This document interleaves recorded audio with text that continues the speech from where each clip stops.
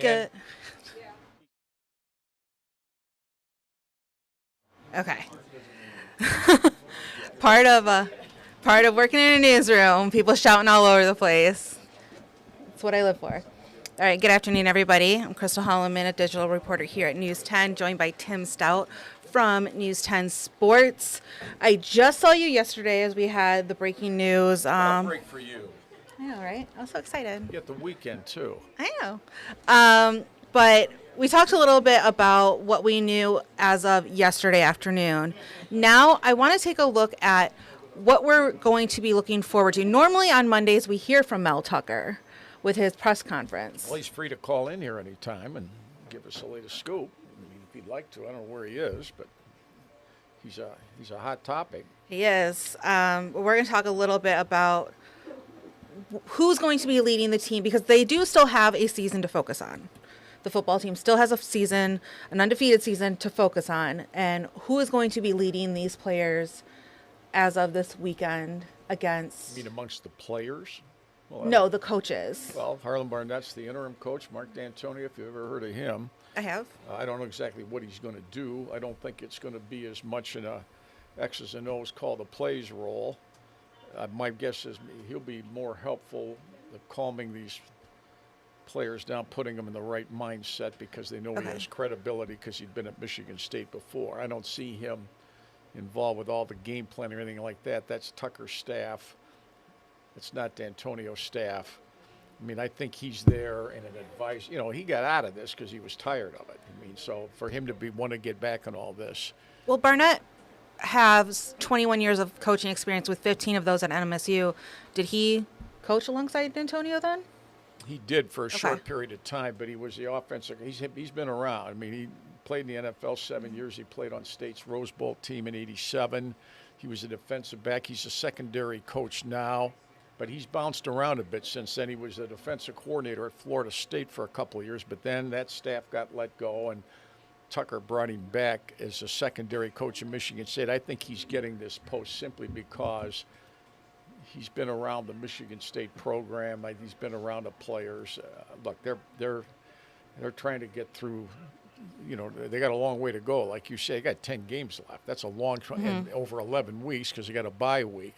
The bye week's when we're going to get the hearing, and that could be more interesting than the games themselves. You never know. It is. So you think he won't be smiling when he's been that thing too much longer. But you think he's going to be more of a calming presence and he's for D'Antonio? He's just a calming presence. He'll do that a lot. Okay. That's what he's going to do a lot. Okay, play. You ready? All right, have a good game. One of those deals. Right.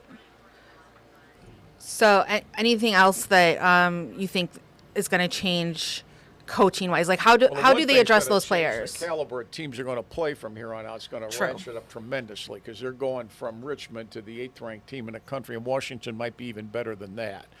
I mean, I've seen, last year State had 8 guys suspended after Michigan, and they went to Illinois and won down there, which was amazing. So to say that they can't compete with Washington, I don't think is truly fair till you see it.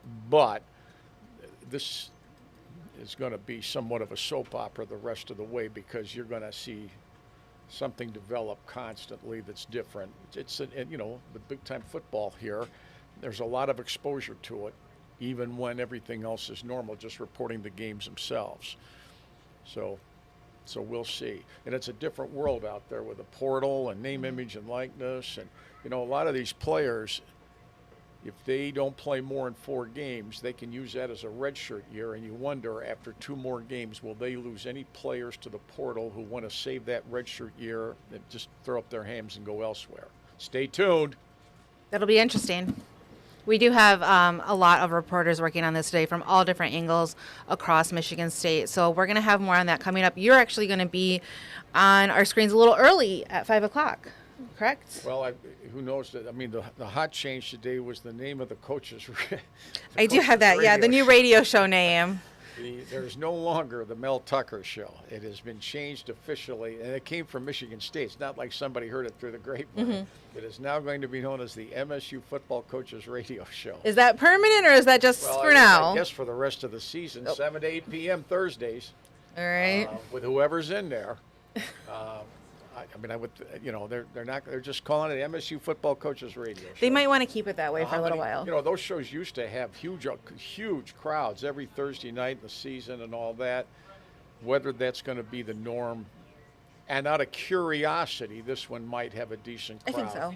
Just on the curiosity factor. Let me tell you, it's a hot topic around town, as you know. Was yesterday too. I mean, around town, around the state. Oh, my phone, it's too hot. I mean, it's just burning with that thing going on. Might want to take the case off. Let it breathe a little bit. If I do that, it'll melt. Me with, I mean, this is a topic. This was on CNN this morning. This was on. It's going to keep going. So Rebecca wants to know: will Coach D remain through the next 10 games? Do we know? Probably.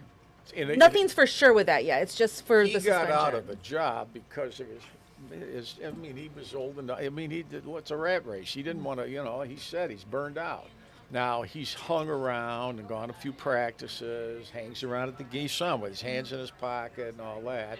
So they come. I mean, believe me, he's coming back in. There isn't going to be any pressure on him. He's just coming. He's, what do you need me to do? Oh, you want me to go talk to this guy and cheer him up? Okay, I'll do that. Mm-hmm. He's not going to be in there plotting game plans to see how we can beat Michigan. That's mostly going to be Barnett, and he has worked with Tucker for Tucker's entire tenure. Staff. Yeah, it's Mel's staff. I mean, Barnett's not a coordinator. He's getting this because he's been around. He's just more in tune with all this. And if you put one coordinator in charge, then the other guy's mad. So if you don't put either of them in there, they got something they can combine out, and both of them are mad. Well, and they only had so many days to figure this out, too, by the way. Well, their schedule is going to be the days of Central Michigan and Richmond are long gone. Long gone. But you do have some good news out of MSU from the football team, Noah Kim. He's a Big Ten Offensive Player of the Week. Now, if he can get it again next week after Washington, you got something. If you get it against Richmond, chances are you didn't have to be the Player of the Week and they were still going to beat Richmond. Good for him. He was 18 out of 22. I think he could have thrown a couple of those passes to you and you would have soared into the end zone. Soared. I am pretty good at that. For that matter, you might have been able to start for Richmond on either side of the ball. I don't know if that says something bad about me. No, or it says you're a better athlete than what they have. I mean, that game should never have been played, should never have been scheduled. It was just a festival over there to enjoy the campus on a nice day, have a little demonstration of football, and everybody can go home. And then, the headlines of the weekend occurred overnight. Exactly. All right, so we will see you at 5 o'clock. All right. And we will have more team coverage throughout the night on News 10, on air, online, and on all of our streaming platforms. Thanks for tuning in.